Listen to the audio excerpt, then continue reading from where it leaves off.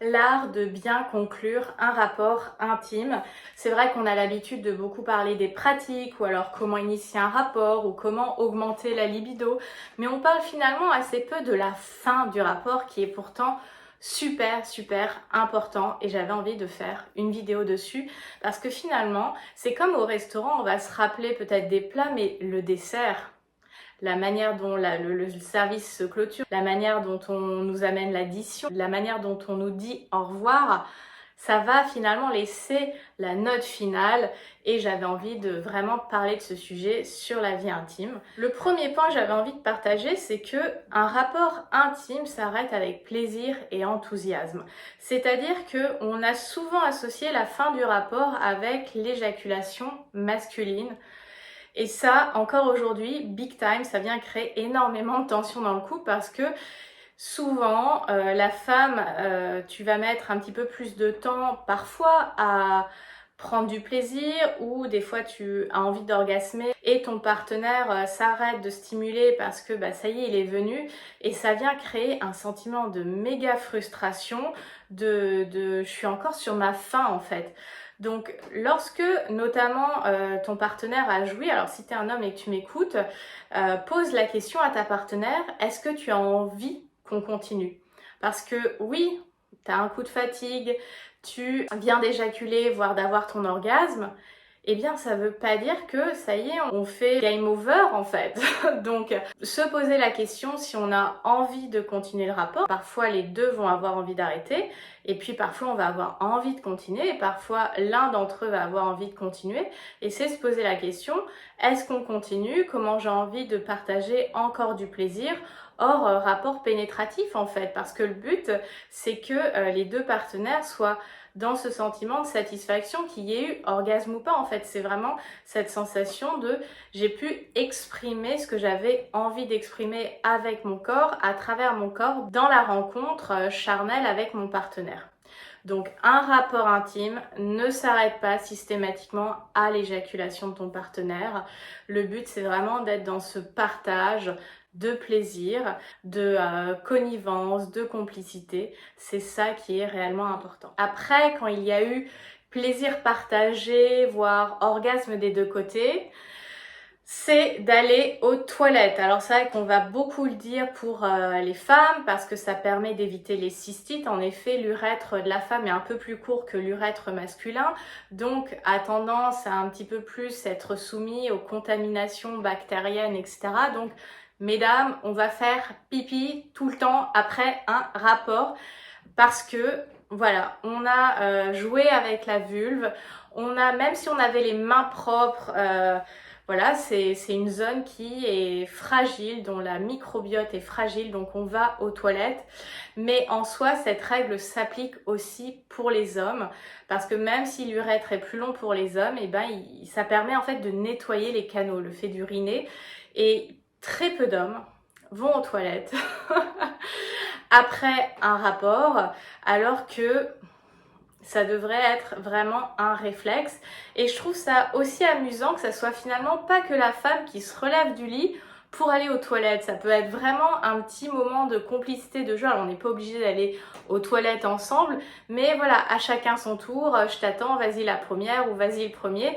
Et finalement que ça soit un moment qui prolonge cette complicité intime parce que oui, il y a le côté plaisir, etc. Mais bon, le fait de faire pipi, c'est naturel.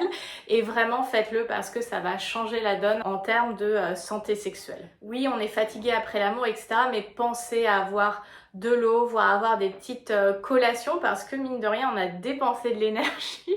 Donc parfois, on peut avoir faim, mais on va pas oser, etc. Peu importe l'heure ou le moment de la journée, mais désaltérez-vous parce qu'on a transpiré, surtout s'il y a eu un moment de squirting, que ce soit chez les femmes ou chez les hommes, on perd énormément d'eau, d'électrolytes, etc. Donc pensez à boire de l'eau, avoir peut-être des collations, barres de céréales, des fruits, des fruits secs, parce que ça amène du confort tout simplement après un rapport. Après un rapport aussi, il y a des gens qui veulent prendre une douche, d'autres non.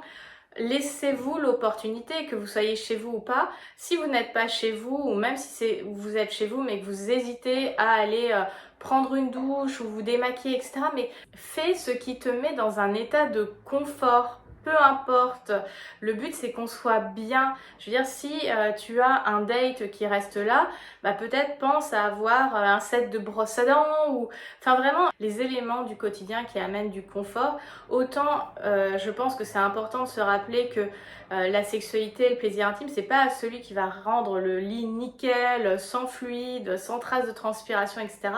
Mais autant, après, on peut s'autoriser à se faire une toilette, à se rafraîchir, à se démaquiller, à se laver les dents. Ça n'a rien à voir avec le fait que c'était sale, c'est juste que je me sentais en confort. Personnellement, je prends une douche systématiquement quasi après. C'est pas parce que c'est sale ou que c'est poisseux, mais c'est juste que j'aime aller m'endormir avec cette sensation de fraîcheur. Oui, c'est quasi systématique avec moi, mais il peut y avoir des exceptions, mais vraiment c'est de s'autoriser à faire ce qui nous met dans le confort, parce que quand on n'est pas forcément en couple avec la personne, on va se retenir, on va hésiter, etc. Alors que on vient de partager quelque chose d'hyper intime. Pourquoi on s'autorise pas à faire le reste en fait, qu'on soit en couple ou pas tout simplement? Après, à la fin d'un rapport, c'est important aussi pour moi de parler de tendresse, de câlin. C'est vrai que on imagine souvent, surtout quand c'est un plan, un sex friend ou un date, même des fois en couple, je l'observe aussi quand des couples viennent me voir en coaching, bah, on perd la tendresse, on perd les câlins, ou on fait un petit smack mécanique et chacun s'endort de son côté. Alors qu'en fait, le fait de se tenir minimum 10 secondes dans les bras, de s'embrasser encore un petit peu plus langoureusement, alors on va peut-être pas se rouler à nouveau des pelles, mais un smack, ça n'a aucune incidence finalement sur la connexion, sur l'intimité. Il faut minimum 6 secondes pour que les hormones se libèrent. Donc si tu veux prolonger cette sensation d'épanouissement, de plaisir à la fin d'un rapport, prends le temps de caresser, prends le temps d'embrasser, de tenir la main, de prendre dans les bras. Je veux dire, même s'il n'y a pas d'amour au sens stricto sensu du terme, on a besoin d'émotions pour qu'il y ait une intimité satisfaisante. Ou sinon, on est dans de la sexualité d'ego, chacun fait son truc, a pris ce qu'il voulait prendre de l'autre. On est dans l'utilisation, le Kleenex, etc. Et je trouve que c'est tellement dommage de réduire la sexualité à ça, parce que la sexualité, finalement, c'est un moyen de communiquer avec son corps, avec sa sensibilité, avec son érotisme.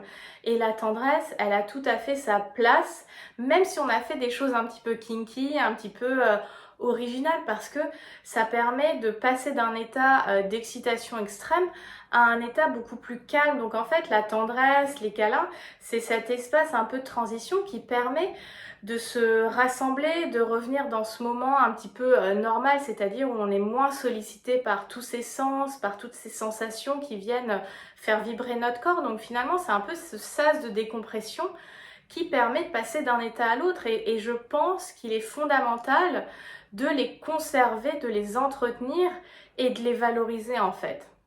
Après, la tendresse, les câlins, je pense que c'est aussi important de proposer un espace de communication. Alors, on n'a pas tous envie de débriefer après un rapport, etc. Mais je pense que c'est important de proposer. Est-ce que tu as envie qu'on échange sur ce qui vient de se passer? Est-ce que il y a des choses que tu as aimées? Est-ce qu'il y a des choses que tu as moins aimées? Et ouvrir cette potentielle parenthèse d'échange permet de nourrir de la confiance, de la complicité, de la connivence, et justement s'autoriser à dire les choses. C'est beaucoup plus intéressant que juste ces mecs qui vont dire « Bah alors, t'as joui ?» Mais en fait, c'est nul. Je fais pas l'amour juste pour jouir, parce que si on est dans cette perspective, je fais l'amour juste pour jouir, oh, quelle pression, quel ennui, quel manque de richesse finalement dans l'intimité, quel manque de saveur dans l'intimité. Donc c'est d'ouvrir un moment d'échange. On a communiqué avec nos corps, avec nos sens, avec nos érotismes. Continuons de communiquer si on a envie sur un autre niveau, qui est le niveau verbal. Et on n'est pas obligé de tout débriefer, etc. Mais on peut se partager, ah bah j'ai trop aimé quand tu m'as touché comme ça, j'ai aimé quand tu m'as fait telle position, j'ai aimé quand tu m'as léché de telle manière, ça j'aurais peut-être aimé que ça dure un petit peu moins longtemps. Je veux dire, il n'y a pas de place pour l'ego dans la chambre à coucher. Je te renvoie à ce short-là que tu as besoin de visionner, qui explique justement cet élément. Donc ouvrez un espace de communication si les deux s'en saisissent trop bien, sinon ça peut être dans un après, le lendemain, le surlendemain, mais je pense que c'est important d'ouvrir des échanges autour de son intimité et de l'intimité qu'on construit à deux. Le dernier point que j'avais envie de partager dans cette vidéo, c'est plus dans le cas où on a passé un moment d'intimité charnelle avec un date et voilà, est-ce que l'autre reste dormir, reste pas dormir, etc. Alors, il y a des personnes qui ne vont pas rester dormir parce qu'ils trouvent ça trop intime ou alors on ne veut pas que la personne reste dormir. Chacun fait ce qu'il veut ou ce qu'elle veut, mais je pense que c'est important d'être hyper honnête dans ce genre de moment parce que si on a quelqu'un qui dit oui, on va se revoir, je te rappelle, c'est un peu nul. Parfois, on peut ne pas se sentir à l'aise de dire bah non, en fait, je pense qu'on va s'arrêter là, mais pensez à faire un texto ou d'appeler la personne pour lui dire ce qu'il en est parce que la manière d'appréhender la sexualité pour les uns et pour les autres et pour les unes et les autres, ça va être très différent.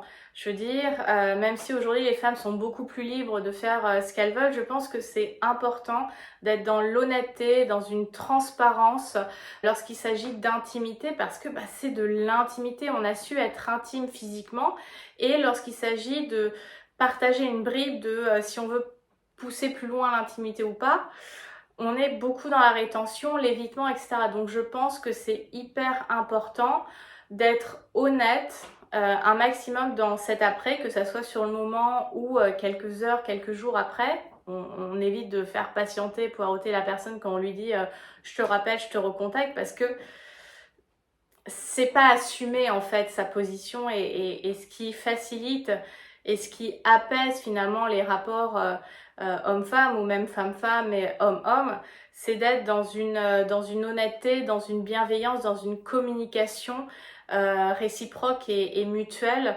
par respect en fait tout simplement. Donc c'est un élément que j'avais quand même envie de glisser dans cette vidéo et j'espère que tu y penseras à l'avenir pour tes prochains rapports parce que je trouve que c'est important.